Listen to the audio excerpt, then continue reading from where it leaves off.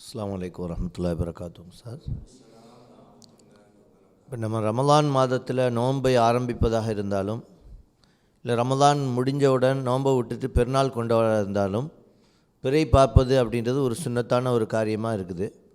இப்போ அதை அந்தந்த பகுதியை சார்ந்தவர்கள் அந்தந்த பகுதியின் பிறையை கணிக்கணுமா, பின்பற்றணுமா, அல்லது சர்வதேச பிறையை பின்பற்றணுமா, அல்லது கணக்கீட்டு பிறையை பின்பற்ற வேண்டுமா? ஹலரத் அவர்கள் பிறை சம்பந்தமாக கேள்வி வச்சுருக்கிறாங்க. பிறையை பார்த்து தான் நம்ம நோன்பு வைக்கிறோம், பிறையை பார்த்து தான் நோன்பு விட்டுட்டு பெருநாளும் கொண்டாடுறோம்.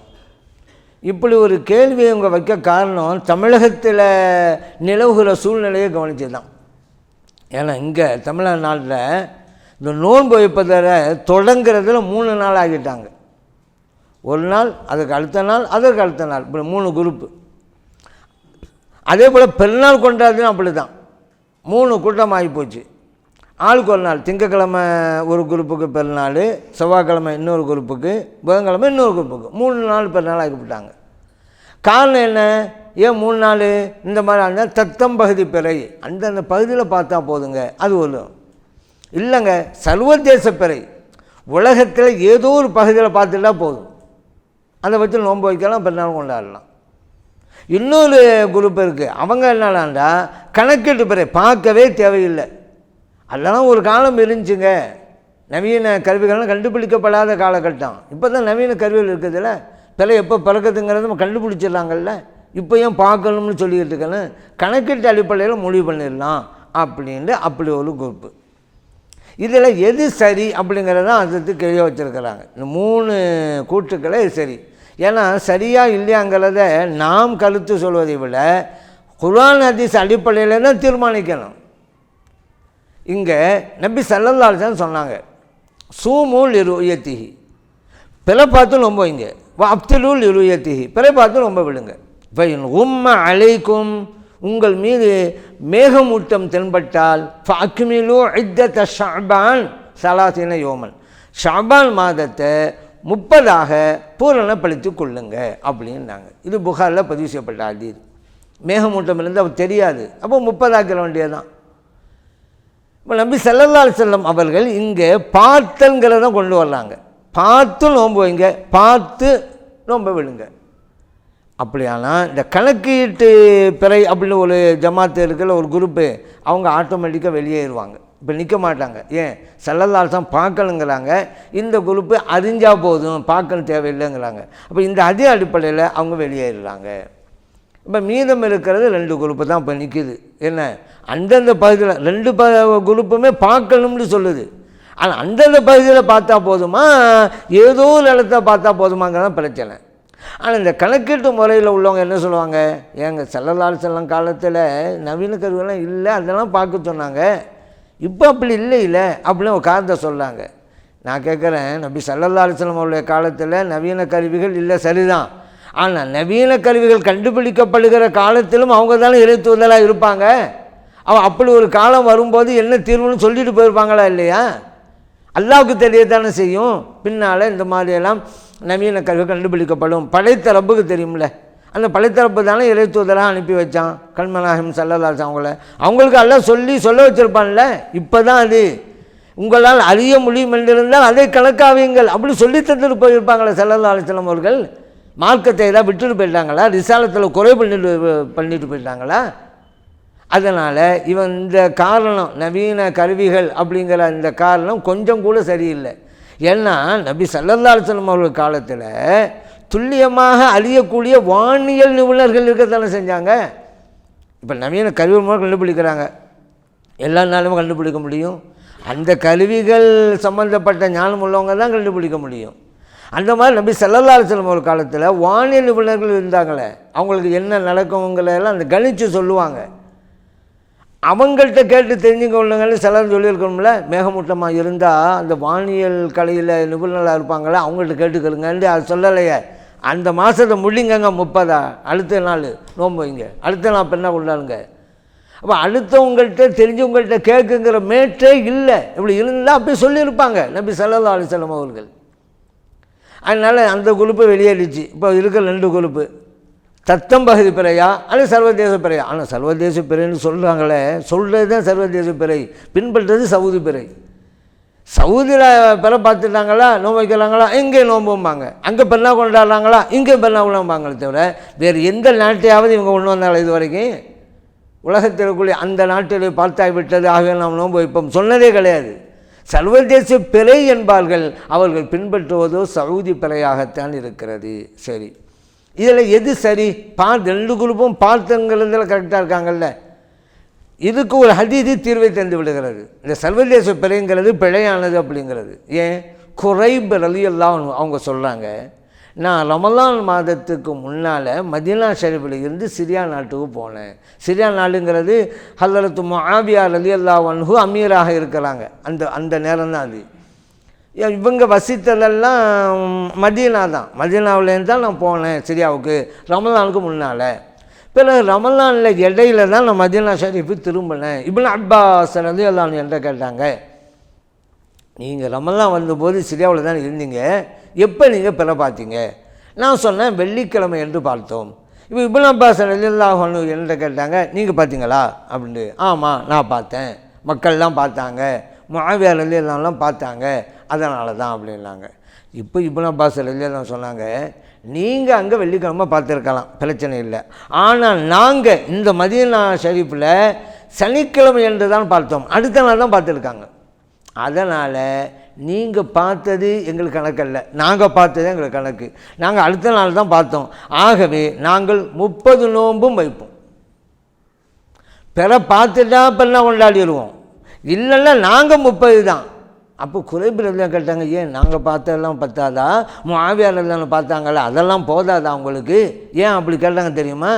மதீனா ஷரீஃபில் 30 இவங்களுக்கு 31 ஆயிரும். ஏன் ஒரு நாள் முன்னாலே நோன்பு வச்சு வந்துருக்குறாங்க.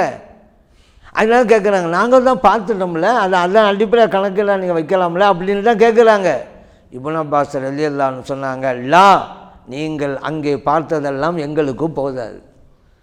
காலத்தை சொல்கிறாங்க, ஹாக்கதான் அமரனா ரசூலுல்லாஹி ஸல்லல்லாஹு அலைஹி வஸல்லம், இறைத்தூதர் ஸல்லல்லாஹு அலைஹி வஸல்லம் அவர்கள் இப்படித்தான் எங்களுக்கு கட்டளையிட்டார்கள் என்றார்கள். முஸ்லீமிலே பதிவு செய்யப்பட்ட சஹீஹான ஹதீஸ்.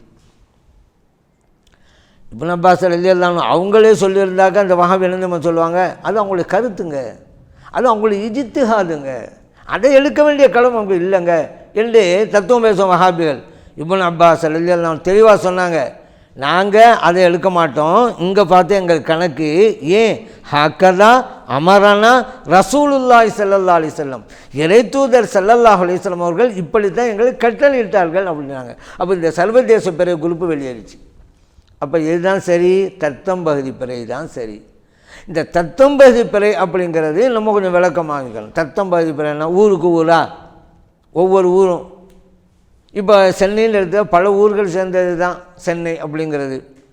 இப்போ திருவல்லிக்கேணிக்காரவங்கெல்லாம் திருவல்லிக்கேணியில் பார்த்துருக்கணுமா, பெரம்பூரில் உள்ளவங்கெல்லாம் பெரம்பூரில் பார்த்துருக்கணுமா, புதுப்பேட்டையில் உள்ளவங்க புதுப்பேட்டையில் பார்க்கணுமா? தத்தம் பகுதி பிறையில் அங்கன்னு தானே வரும். அப்படியா? அப்படின்னா அப்படி கிடையாது, அது வாய்ப்பு கிடையாது. இங்கே தத்தம் பகுதி பிறையில் இவங்க பல விளக்கம் தர்றாங்க. கசருடைய மசாபத்து இருக்கிற கசர் தொழுகை அப்படின்னு 80 கிலோமீட்டர்னு சொன்னோம் அல்லவா, அந்த சுற்றளவுக்குள்ளே ஒரு இடத்துல பார்த்துட்டாக்கா அதை பின்பற்றி நடக்கலாம். அல்லது ஒரு அதிகாரத்துக்கு உட்பட்ட இடம், அந்த அதிகாரத்துக்கு உட்பட்ட ஏதோ ஒரு இடத்துல பார்த்துட்டா கூட அங்கே உள்ளவங்க எல்லாருமே அதை எடுத்துக்கொள்ளலாம், ஒரு நாடுன்னு வச்சுக்கலாம். இப்போ சவுதி இப்போ அப்படி தான்.